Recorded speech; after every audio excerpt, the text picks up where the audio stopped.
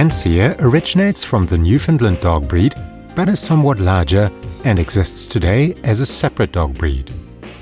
Famous owners of this formidable but rather sensitive and gentle breed have included Richard Wagner, the Empress Elizabeth of Austria, Otto von Bismarck, and Ivan Rebrov. History and origin of the Landseer. It is assumed that Spanish sailors brought the ancestors of these dogs to Newfoundland. Even before the British, Spanish Basques once inhabited northern Newfoundland, where they brought large dogs from northern Spain with them. Because the ancestors of the Landseer resemble the Spanish Pyrenean mountain dog, it indicates that the dogs originate from Europe. Fishermen later brought the dogs from Newfoundland to England. The English called the breed Newfoundland dog, and it became popular with the nobility and members of the bourgeoisie, protecting livestock from wolves and bears.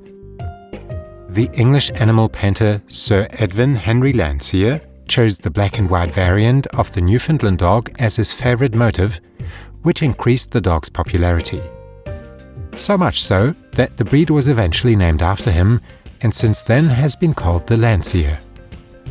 Over the years, however, the black and white Newfoundland dog has been increasingly displaced in England by the pure black Newfoundland. German and Swiss breeders continued crossing in Pyrenean mountain dogs and the Cuvas, guaranteeing that the dominant pure black coat was kept in check and an independent breed was created. In 1960, the Landseer was officially recognized by the FCI.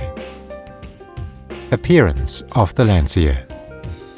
According to the FCI, males should reach a height at the withers of between 72 to 80 centimeters, while females should be 67 to 72 centimeters.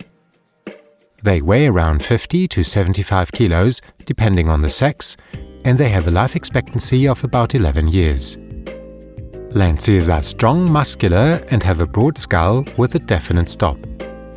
Their triangular ears are tight and high-set. The dog's slightly wavy topcoat is soft, dense, and elegant with a thick undercoat.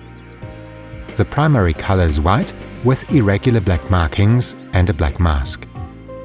The breed standard stipulates the dogs must have a white neck, belly, chest, tail, and legs, and the head must be black. Temperament and training of the Landseer.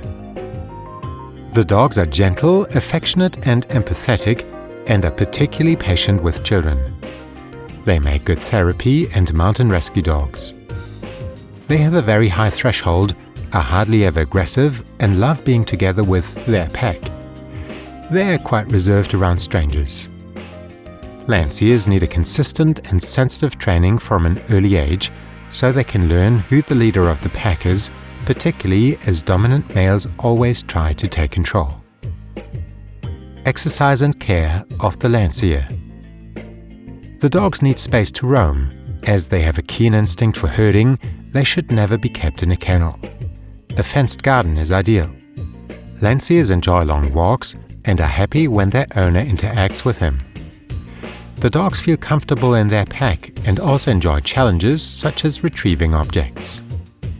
Sadly, Landseers are occasionally susceptible to hip dysplasia and cartilage disease. But with a good balanced diet, the risk of getting the diseases can be mitigated. The dog's dense fur must be brushed regularly, otherwise it can lead to matting.